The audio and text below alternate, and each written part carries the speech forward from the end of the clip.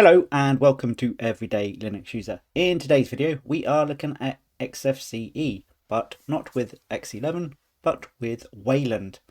So this is XFCE. I'm running openSUSE and I can tell you that XFCE is supposed to be a more lightweight desktop than something like KDE and GNOME. At the moment it's currently running idle at about 899 megabytes, which is not particularly heavy, but at the same time not particularly light. Now I don't know if that's openSUSE or whether that's XFCE with Wayland, but that's the situation as it is. So it's kind of light without being extra light like LXQt. Another beauty of XFCE isn't the fact that it's lightweight, is the fact that it's highly customizable. So what we're going to be looking at in this video is the features of XFCE, whether the customization features still work with XFCE, and what gotchas there are with the Wayland version that you don't normally get with the X11 version. So you can see here it's all looking okay at this moment in time. The date seems to be a bit weird in the bottom corner, it's a little bit small, but all your icons work, so your wireless works, your Bluetooth works, everything down here does what it's supposed to do. If we go to the menu, we've got the whisker menu and you can see that's working perfectly fine. No problems there. So we can go to the Thunar file manager, which comes with XFCE, and Thunar is one of the better file managers within Linux. It's lightweight and it's functional and it works, but at the same time it's not as fully featured as something like Nautilus or KDE's Dolphin file managers. But it has simple things. So if I go into my pictures folder and I go into my wallpapers, you can see you get a preview of what the image is, and you can change the way things look. So if I want, I can have this in list view.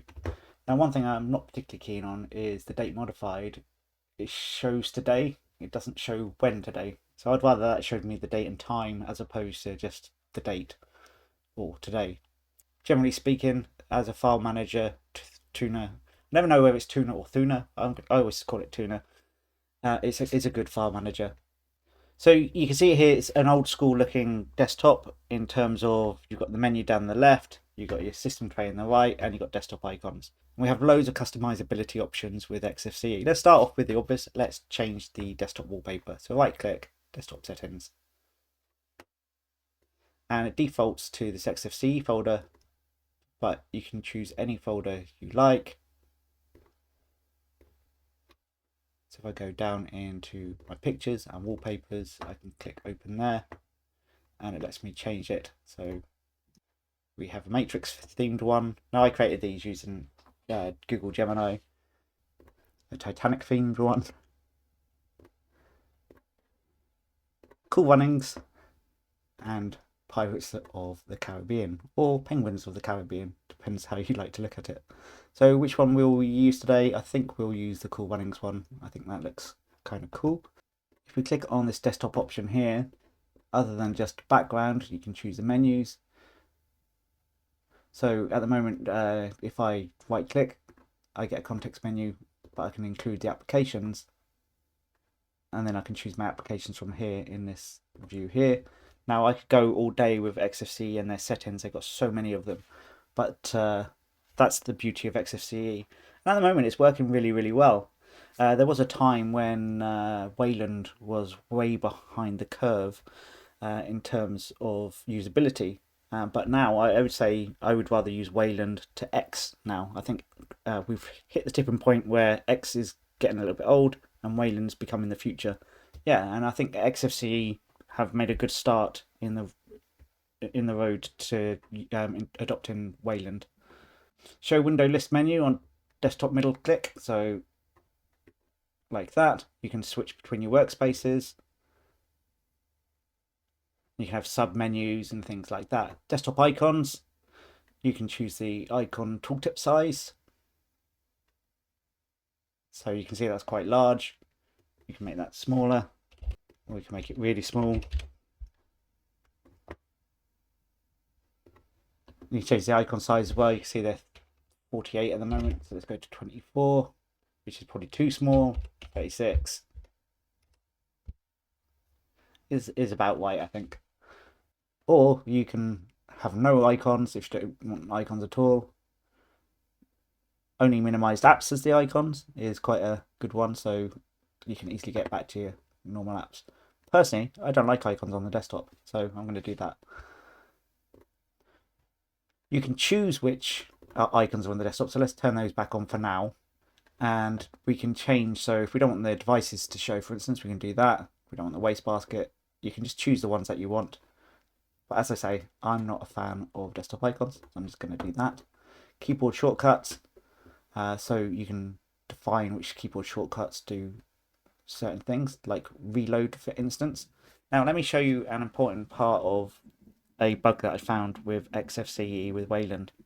So I'm going to install an application. So if I install VLC, for instance, sudo zipper install VLC, and I go down here and I type VLC, you can see it doesn't show up. But in theory, I could reload the desktop by pressing Control and R or F5. So let's try that.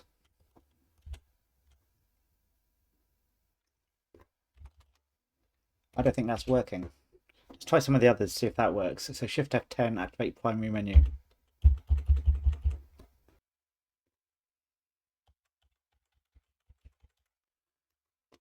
What we can do is from the terminal, we can do XFCE for panel -R.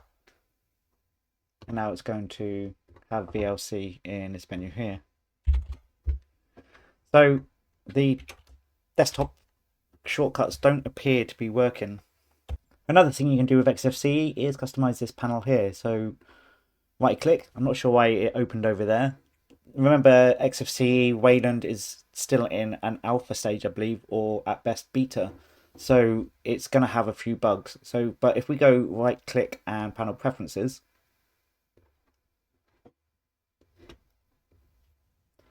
you can add another panel if you want. So if I do that, and we can drag that to the top.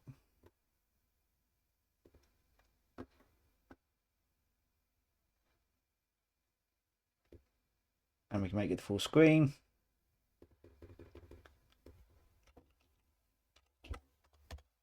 And we can do that. And we can use either a background image or solid color like black. And then we can change your opacity of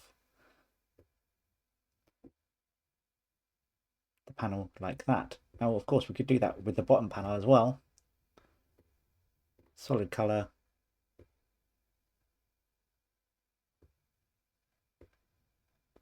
Now, the problem with doing something like this, of course, is you can't actually see the icons. So that's kind of style over substance as far as I'm concerned. Now, with a panel, and we'll go back to the top panel, we can add different icons in. So click add, you can add different things onto the bar. So for instance, we can put in the whisker menu, and that appears up there. We can add in some launchers.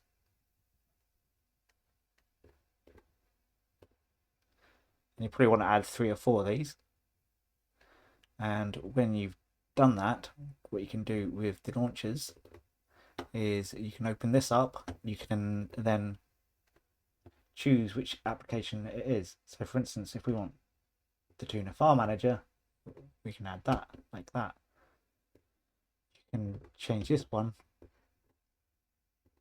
to maybe Firefox. You can choose this one. I'm going to do LibreOffice. So we could have LibreOffice Writer, but also we might want LibreOffice Calc, LibreOffice Impress, LibreOffice Draw, like that. So we close that, close that. Now when we click here, you can see there's a menu of options. But by default, it's the writer. And we can do the 4th one. And perhaps we'll put something like VLC.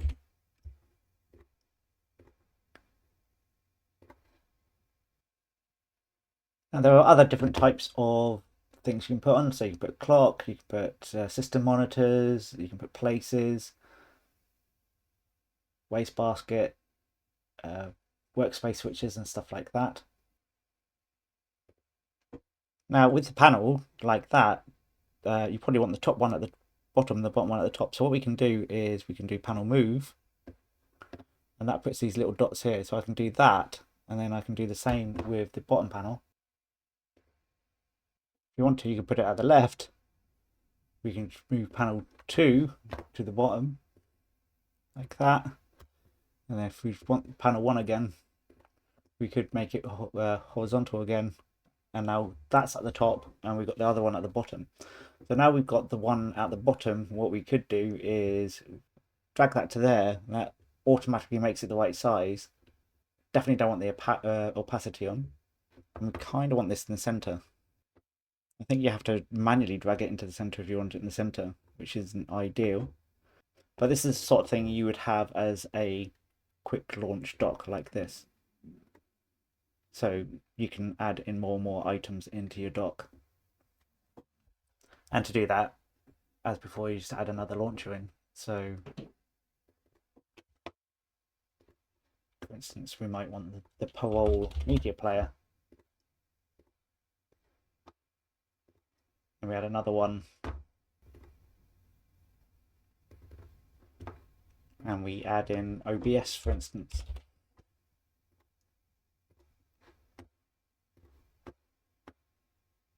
And another one, and we add in Kdenlive.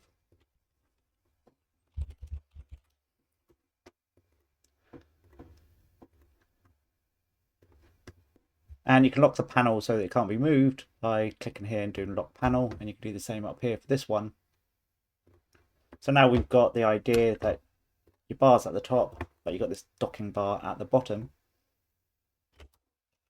And you can choose how the panel hides, so never intelligently always. So if I do always like that, it disappears. In theory, I should be able to get to it. But that's not working. Oh, there we go.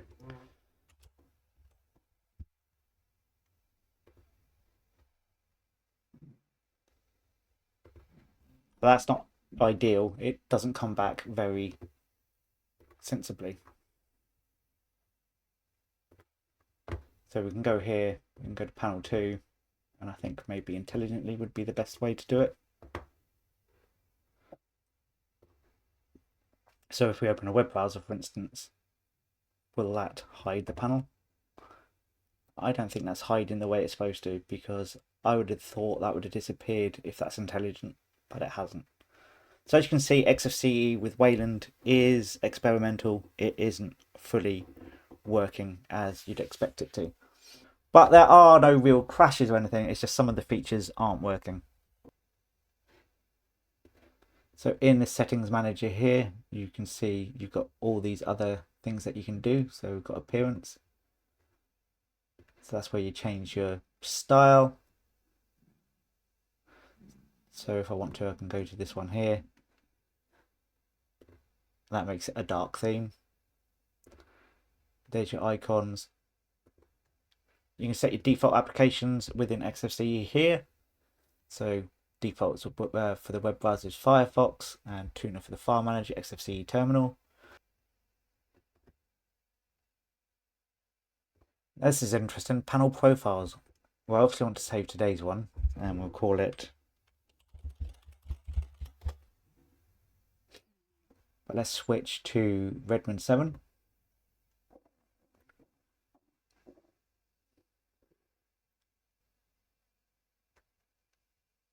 That's what you get there. You can see the menu's changed. We can go for Unity.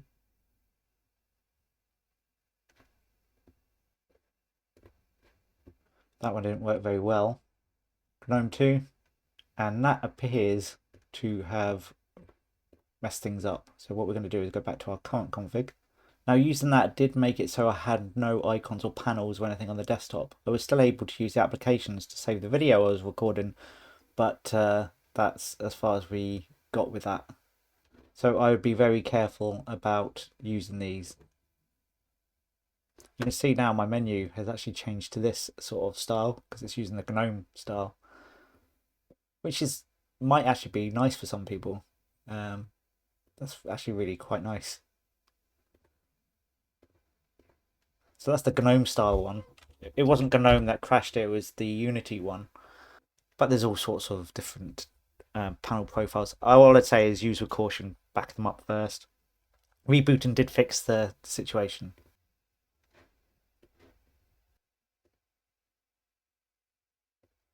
Oh, going back to Tuner, if we look at Tuner preferences, this is where I was earlier on in the video, where I said in the file manager, if I go to the pictures, wallpapers, for instance, it says today here. If we go here, you can see there is an option date format today, or you can do date format at that. Hopefully that should change that. So that's brilliant. That's just what I wanted. So as you can see, XFCE is incredibly customizable. You can change the themes of the window managers. So at the moment you can see I'm using this Greybird Geeko, but I can use Greybird Geeko. I can use Greybird Geeko Dark, which isn't easy to say. Now what that does, it does make the wallpaper in LibreOffice go dark. Now I saw somebody do this the other day on a video, and they said there must be a way of turning this white. There is.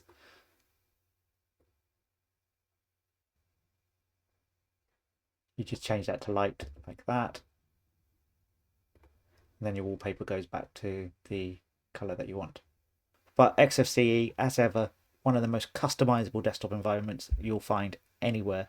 It's more customizable than KDE, far more customizable than GNOME, which is why XFCE was my desktop environment for choice for many years. The only reason I've stopped using it over the last couple of years is because it didn't have Wayland, and I couldn't see Wayland coming, so I was wondering, is XFCE going to drop off the radar? But it looks like they've updated it, and it is going to be available for the foreseeable future. So it's one of those desktops that gets out of your way. You can tweak it as much as you want, and then once it's running, it does what you want it to do, and you can customize it and really make it what you want it to be. Now, one thing I did find with XFCE is when it goes into the lock screen for the wallpaper on the screensaver, it wouldn't let me log back in again. And I think this is a bug within XFCE, and I think it's been there quite a while. My recommendation is actually to turn off the screensaver. I find it you'll get locked out and you won't be able to log back in again. So let's summarize then. What do I think of XFCE Wayland? Well, it's good. It's taken the XFCE desktop forward from where it was before. It's no longer stuck on X11. You can now use all the benefits of Wayland.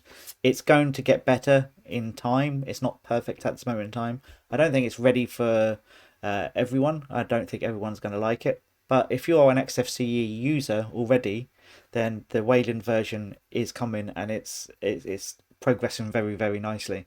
And for those of you who haven't tried XFCE before, it's worth trying. Especially it does keep your memory down. It's more lightweight than GNOME, unless you check out my video about GNOME where I managed to get it running in 700 megabytes, and it's lighter than KDE as well. So is it as good as LXQt? Well, LXQt is highly customizable and lightweight as well, and it's a preference thing. I think I probably do prefer LXQt at this moment in time, but XFCE, you can see here, it does work quite well, and there's so many features you can adjust and change and make XFCE work the way you want it to. Anyway, that is the end of the video. If you like it, give it a thumbs up, hit the subscribe button, and I will see you next time on Everyday Linux User.